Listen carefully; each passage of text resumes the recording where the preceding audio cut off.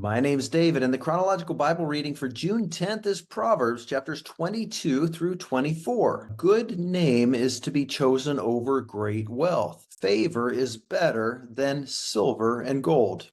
Don't you agree? Doesn't common sense tell us it's more important to be respected than to be rich? Wouldn't you much prefer to have people think of you as a good person? Wouldn't you like to be able to think of yourself, even more importantly, as a good person? Most importantly, wouldn't you want God to look on you with kindness and give you favor rather than have a lot of money? At the end of the day, there's no real difference between rich people and poor people.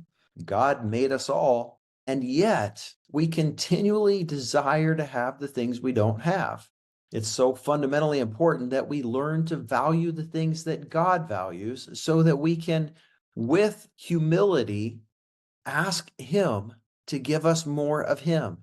But if we deny Him and seek after our own guilty pleasures, He will continually stand against us. That is pride exalting itself before a holy God, and it always leads to destruction. And ironically, in this upside down kingdom of the kingdom of heaven, humility and fear of the Lord always result in wealth, honor, and life. Our job is to continually refresh our minds so that we're not impacted by the wisdom, quote unquote, of this world, but we are constantly having our minds renewed by the washing of the water of the Word, focused on our faith in the Most High God. The problem we have is that we're so inundated with things of this world. Many Christians want to spend 10 or 15 minutes reading the Word or studying the Word first thing in the morning, and that's wonderful. But then so many of us will go right from that off to work, listening to secular podcasts, having secular conversations in secular meetings. We come home, listen to secular radio on the way, and watch secular television in the evening before going to bed. We wake up feeling empty, and we're reminded that we need the Word of God, and so we do it again. And if you total up the amount of time that we spend in the Word of God, refreshing our mindset with truth based in the Word of God, most people will spend 10, 15, maybe 30 minutes doing spiritually positive things, then the other 14 or 15 hours a day being influenced by the things of this world. No wonder we are struggling so much in our faith. What if we were to make the inverse true? What if we took our Bibles to work or to school, and every time we had a spare moment, instead of checking social media or playing a game on our phone, what if we opened the Word of God? What if we just had note cards of some of the verses that we're trying to memorize? And when we got those free moments during the day, we spent time meditating on those note cards. What if you kept note cards in your car instead of checking social media on your phone or your email or responding to text messages while you're sitting at that stoplight?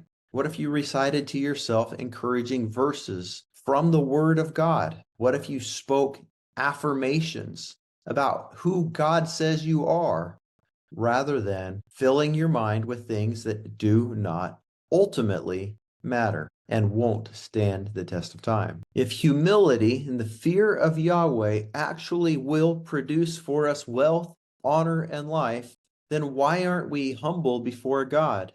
Why don't we have a fear of God? And why don't we obey Him when He says to meditate on the word of the law day and night? How sad it will be for the people who die successful in this life but have no relationship with the Lord, or maybe even just a very surface level relationship with the Lord. Would you want for anyone you know and love to look back on their life at the end of their days with massive amounts of regret because they did not invest their time wisely? How about we help our friends and love our friends enough to tell them the truth, to ask them to hold us accountable, because we want to be different than the people who are currently so successful in the world but have no relationship with the one who is able to determine where each of us spend our eternity. In regard to being successful, there are a lot of verses in these chapters and throughout Proverbs that talk about the rich and the poor and the mindsets of the two, as well as the responsibilities of the two and the actions of the two. Verse 7 says, "The rich rule over the poor, and the borrower is a slave to the lender." As Christians, our goal should be to become as free as we possibly can from the entanglements of this world so that we can keep our word as people and also be free as possible to go and do whatever God is calling us to do. It is not selfish to want to become rich. It's actually a good thing, but it can't be the main thing. It's got to be secondary, and we should want it for the right reasons. It's so that we can further the kingdom of heaven. It's so that we can be a blessing to other people around us. It's so that we can meet the financial needs of widows and orphans, as well as to have the time freedom to actually be able to meditate on the Word of God. If you're working a 60-hour a week, very thought-intensive, demanding job, it's going to be very difficult for you to have time in your schedule regularly to spend with God. But think about it, you are his bride. He wants to spend time with you. And so, as we're told in chapter 23, verse 12, apply yourself to discipline and listen to words of knowledge. Discipline actually refers to correction. It's not just doing the right thing or having moral fortitude to make myself get out of bed on time to read my Bible every morning and worship and pray. It's discipline as in chastening, rebuke, correction. The way a parent who loves their children and wants the best for them instructs them and warns them and even rebukes them when they're not doing the right thing. We should apply ourselves toward this kind of discipline, this chastening, so that in a sense we are punished when we don't do the right thing, so that we may learn our lessons well, that we may do what God is calling us to do, and that he might get all the glory. God bless you, my friends. Thank you for being on this journey with me through the Word of God in 2024. Check us out at BibleInOrder.com.